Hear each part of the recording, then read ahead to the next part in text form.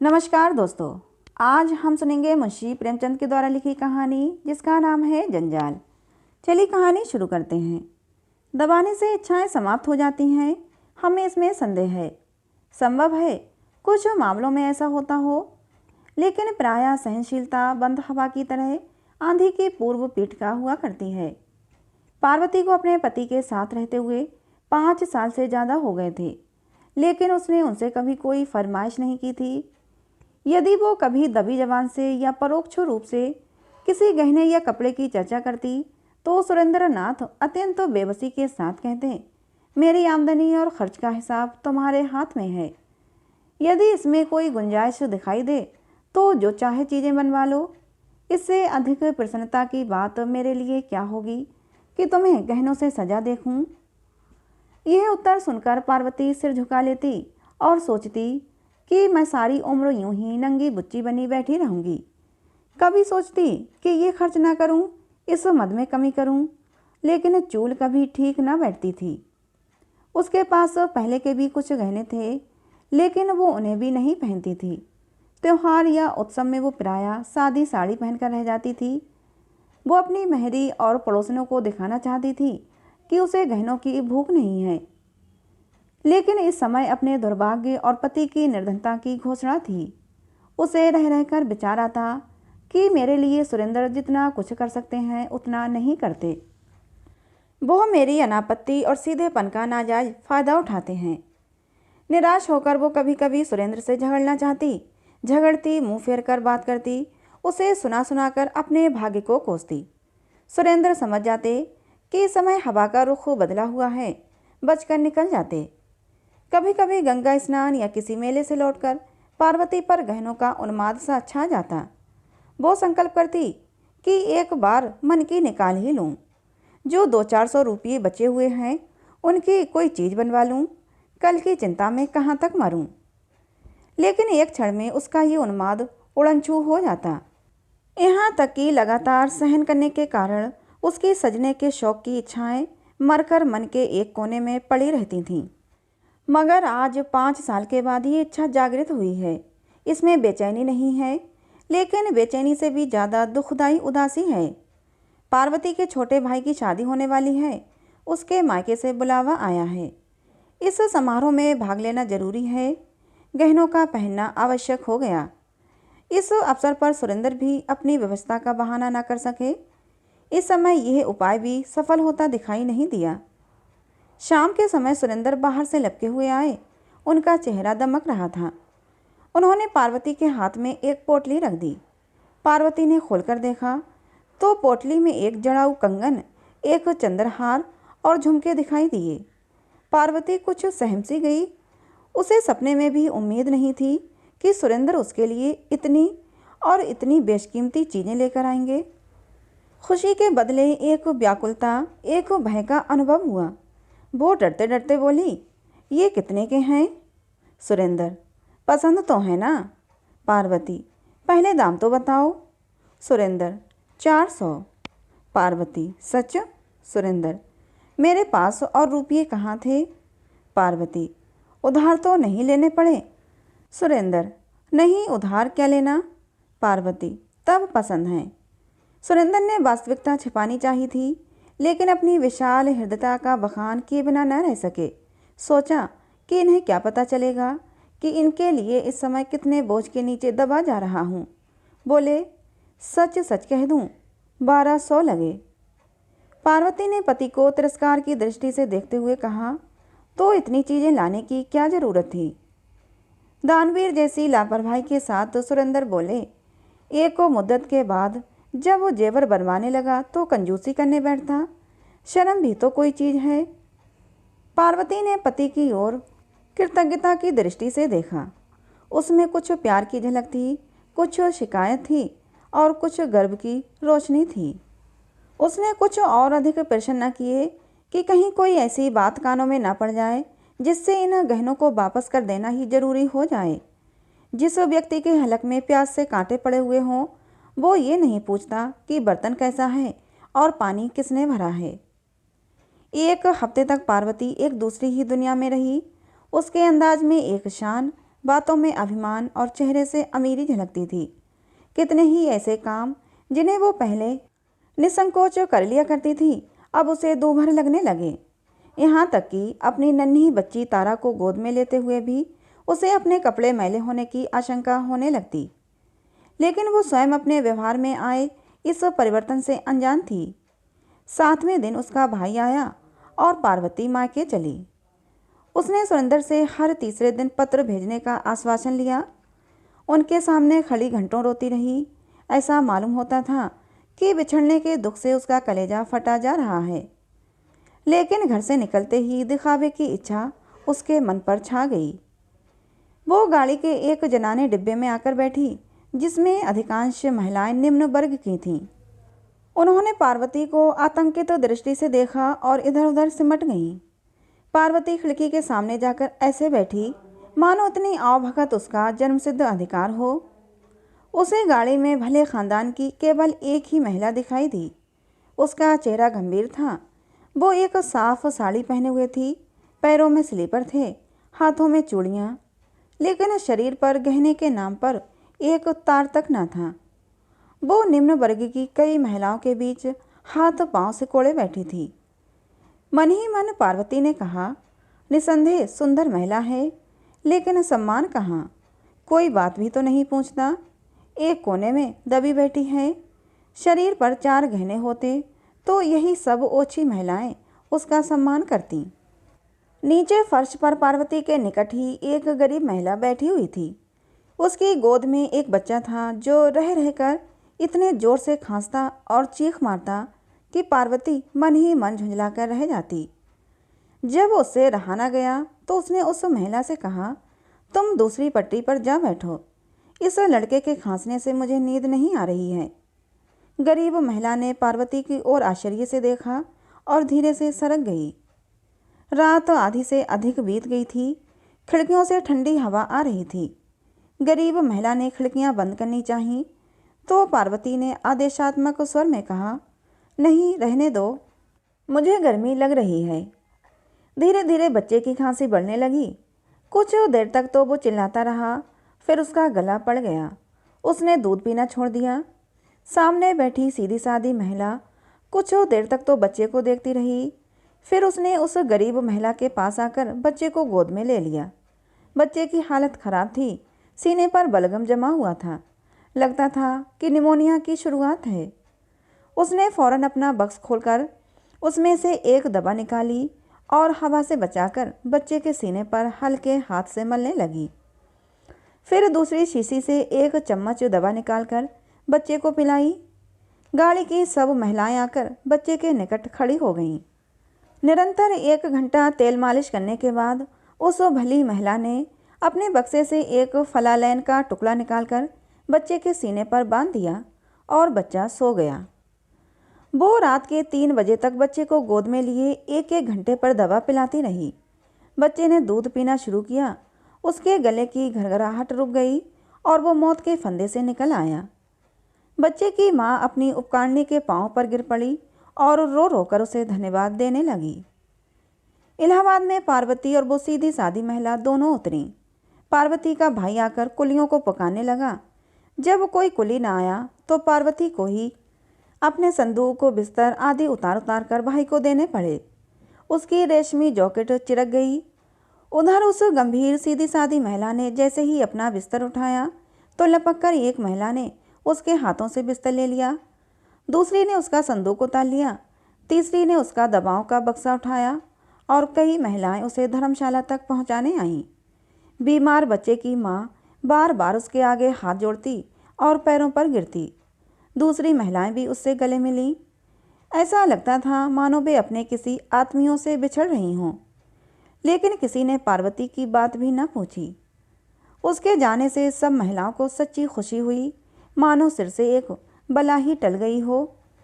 अब उन्हें जरा कमर सीधी करने की जगह तो मिलेगी। बीमार बच्चे की माँ ने तो उसे घृणा की दृष्टि से देखा और मन ही मन उसे जी भरकर कोसा।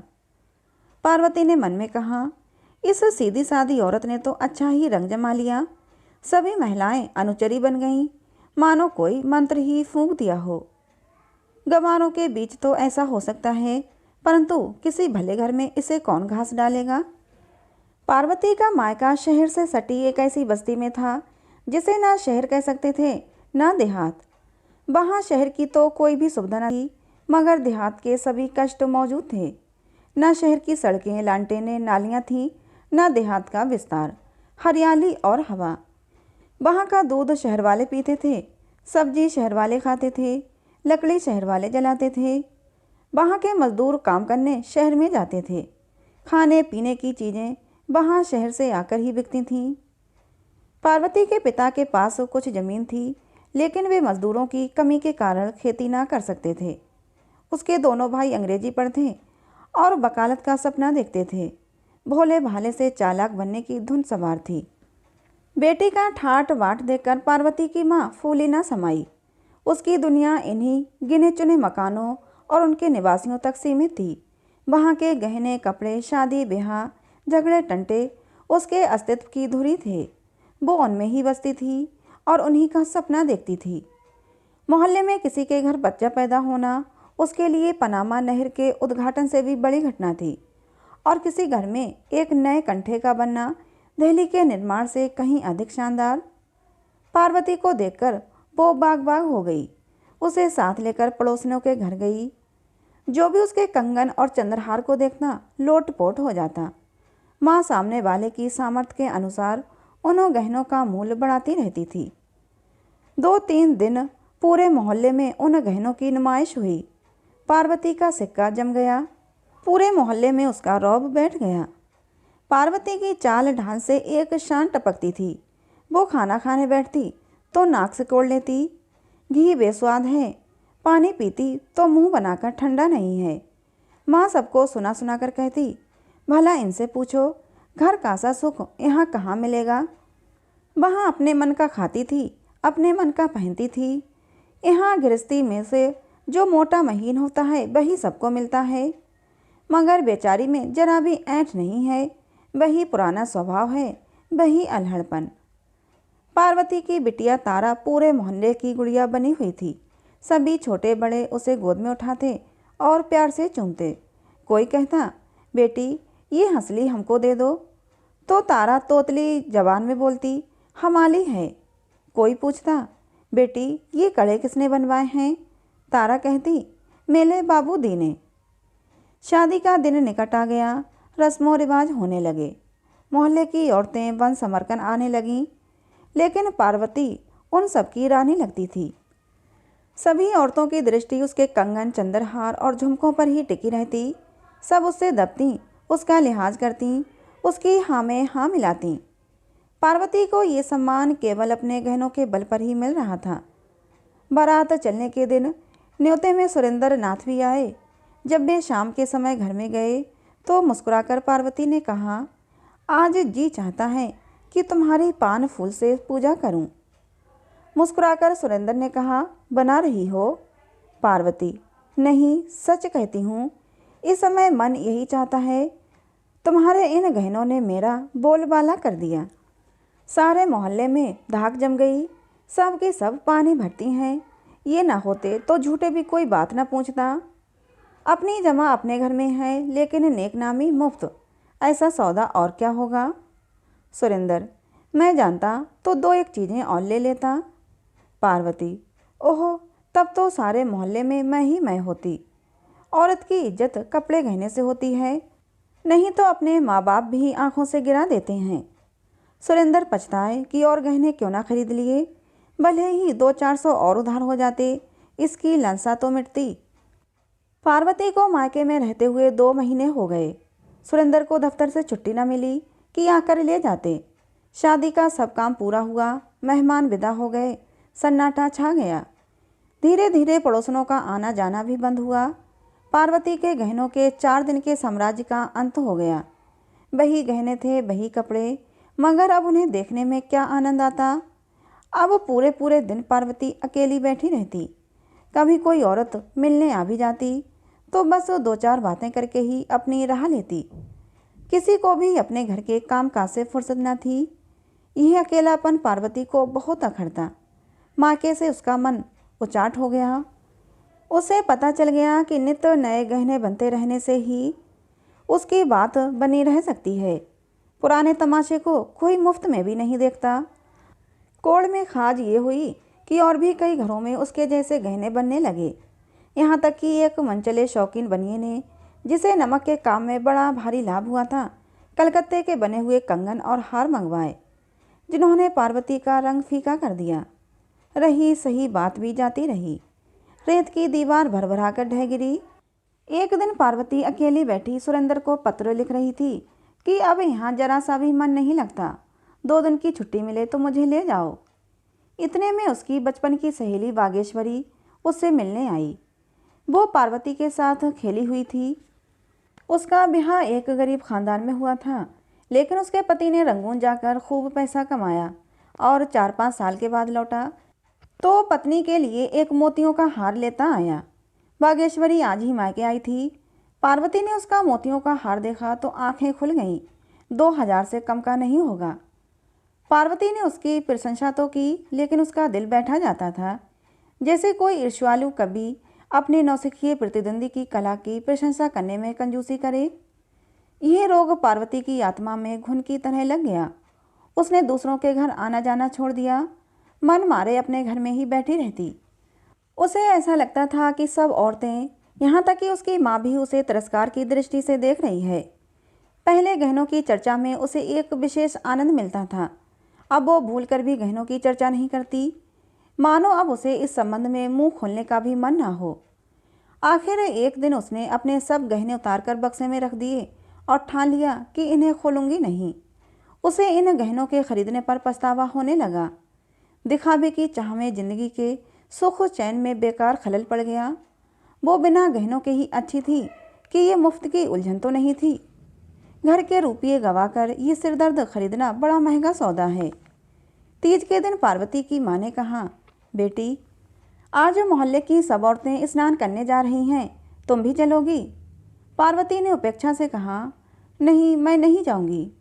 माँ, चलती क्यों नहीं? बरस बरस का त्यौहार है, सब अपने मन में क्या कहेंगी?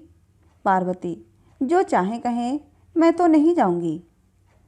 कुंवार के दिन थे। सुरेंद्र को अभी तक छुट्टी नहीं मिली थी। पार्वती ने जल भुनकर उन्हें कई चिट्ठियां लिखी थी, पर इधर 2 हफ्ते से पत्र लिखना बंद कर दिया था।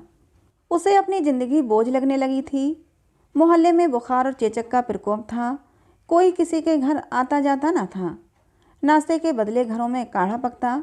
अस्पताल में मेला सा लगा रहता। वैद्य और हकीम पत्थर के देवता बने हुए थे। एक दिन पार्वती की माँ ने कहा, बेटी, आज शीतला देवी आ रही हैं, चलो उनसे मिल आएं। पार्वती, शीतला देवी कौन है? माँ, ये तो नहीं जानती, मगर कभी कभी यहाँ आया करती हैं। औरत क्या है, देवी है देवी। पार्वती, क्या करती हैं? माँ, यहाँ तो जब आती हैं बीमारों की दवा दारू करती हैं और किसी से 1 पैसा भी नहीं लेती। पार्वती, तो घर की मालदार होंगी। माँ, नहीं, सुनती हूँ कि सिलाई करके गुजर बसर करती हैं। ब्याह के बाद ही पति हैजे से मर गया, उसका मुँह तक नहीं देखा, तब से इसी भांति काम कर रही हैं। पार्वती, तो क्या अभी उम्र अधिक नहीं है? माँ, नहीं, अभी उम्र ही क्या है। नारायण ने जैसी शक्ल सूरत दी है, वैसा ही स्वभाव भी है। किसी महल में होती तो महल जगमगा उठता। ऐसी हंसमुख, ऐसी मिलनसार कि पास से हटने का मन नहीं होता। जब तक यहाँ रहती है भीड़ लगी रहती है, पूरा मोहल्ला घेरे रहता है। इतने में मेहरी ने आकर कहा, बहू जी, शीतला देवी आई हैं और पाठशाला में बैठी हुई लड़कियों से कुछ पूछ रही हैं। कई लड़कियों को तो इनाम भी दिए हैं। मैं भी जाती हूँ, जरा दर्शन कर आऊँ। माँ ने कहा, अरे तू पानी तो भर दे, न जाने कब लौटेगी। मेहरी, अभी लौटी आती हूँ, कहीं ऐसा ना हो कि चली जाएं। मेहरी के जाने के 1 घंटे बाद पार्वती की बही मोतियों के हार वाली सहेली आकर कहने लगी, चलो बहन, शीतला देवी से मिलाएं, मोहल्ले की सभी औरतें जा रही हैं।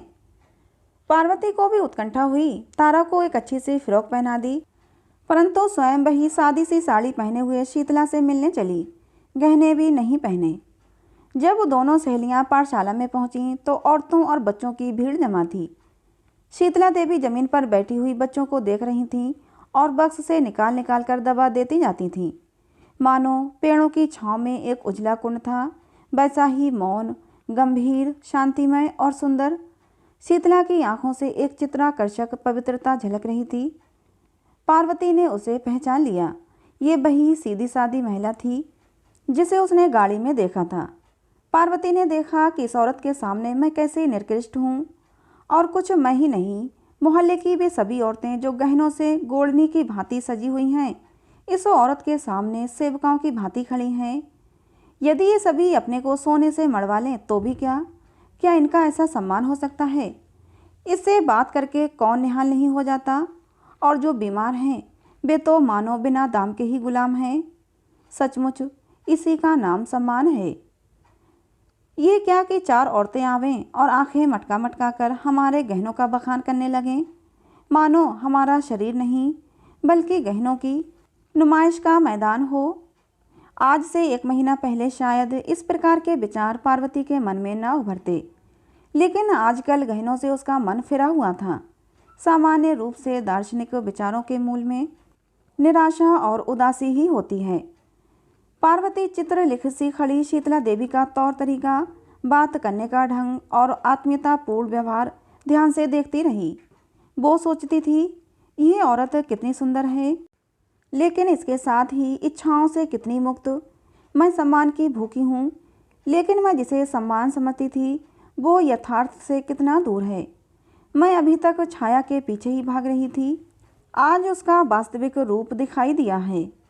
जब शाम ढल गई और भीड़ छटी तो शीतला देवी की दृष्टि पार्वती पर पड़ी। वो उसे तत्काल पहचान कर बोली, बहन, तुम्हें तो मैंने रेलगाड़ी में देखा था। पार्वती ने कहा, हाँ, उस दिन मैं यहाँ आ रही थी। शीतला देवी ने पार्वती को सर से पांव तक देखा और फिर उसकी सहेली बागेश्वरी की ओर प्रश्नवाचक दृष्टि से देखा। मुस्कुराकर बागेश्वरी ने कहा, कुछ दिनों से गहने नहीं पहनती। शीतला, क्या गहनों से नाराज हैं? बागेश्वरी, इनका मन ही जाने। पार्वती, आप भी तो नहीं पहनती। शीतला, मुझे मयस्सर ही कहाँ, मैं तो भिखारिन हूँ।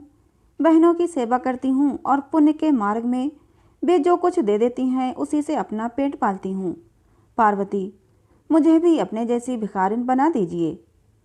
शीतला देवी हंसकर उठ खड़ी हुई और बोली, भीख मांगने से भी भीख देना बहुत अच्छा होता है। रात में जब पार्वती लेटी तो शीतला देवी का दमकता चेहरा उसकी आंखों में नाच रहा था और उसके मन को खींचे लेता था। उसने सोचा, क्या मैं भी शीतला देवी बन सकती हूँ? तत्काल सुरेंद्र उसके सामने आकर खड़े हो गए। तारा रो रो कर उसकी गोद में आने के लिए मचलने लगी। जीवन की इच्छाओं की एक बाढ़ ही उठ खड़ी होकर टक्कर मारने लगी। नहीं, शीतला देवी बनना मेरे वश में नहीं है, लेकिन मैं एक बात कर सकती हूँ और वो अवश्य करूँगी। 1 सप्ताह में पार्वती अपनी ससुराल आ पहुँची। सुरेंद्र ने उसका मुरझाया मुंह देखा तो आश्चर्य से बोले, गहनों से रूठ गई क्या? पार्वती बोली, पुराने हो गए, नए बनवा दो। सुरेंद्र, अभी तो इन्हीं का हिसाब चुकता नहीं हुआ। पार्वती, मैं एक उपाय बताती हूँ, इन गहनों को वापस कर दो। वापस तो हो जाएंगे ना? सुरेंद्र, हाँ, बहुत आसानी से। इन 2 महीनों में सोने का भाव बहुत बढ़ गया है। पार्वती, तो कल वापस कर आना। सुरेंद्र, पहनोगी क्या? पार्वती, दूसरे गहने बनवाऊंगी। सुरेंद्र, और रुपये कहाँ हैं? पार्वती, उन गहनों में रुपये नहीं लगेंगे। सुरेंद्र, मैं तुम्हारा मतलब नहीं समझा। पार्वती, ये गहने जी के जंजाल हैं, इनसे मन भर गया। इन्हें बेचकर किसी बैंक में जमा कर दो, हर महीने इनका ब्याज मुझे दे दिया करना। सुरेंद्र ने बात हंसी में उड़ानी चाही, लेकिन पार्वती के हाव भाव से ऐसा दृढ़ संकल्प प्रकट होता था कि वे उस विषय में गंभीरता से विचार करने पर विवश हो गए। दूसरे महीने में शीतला देवी के नाम 12 रुपये का एक गुमनाम मनी ऑर्डर पहुंचा। कूपन में लिखा हुआ था, यह तुच्छ धनराशि स्वीकार कीजिए। ईश्वर की इच्छा हुई तो ये धनराशि स्थायी रूप से प्रति माह मिलती रहेगी। आप इसे जिस भांति चाहें खर्च करें। अब से दुआएं ही मेरा आभूषण होंगी। ये धातु के टुकड़े तो जी के जंजाल हैं, इनसे मेरा मन भर गया है। तो दोस्तों, ये मुंशी प्रेमचंद के द्वारा लिखी कहानी थी जिसका नाम था जंजाल। कहानी आपको कैसी लगी कमेंट करके ज़रूर बताना। अच्छी लगी हो तो प्लीज़ इसे एक लाइक और हमारे चैनल को सब्सक्राइब जरूर कर लेना। मिलते हैं अगली किसी नई कहानी में।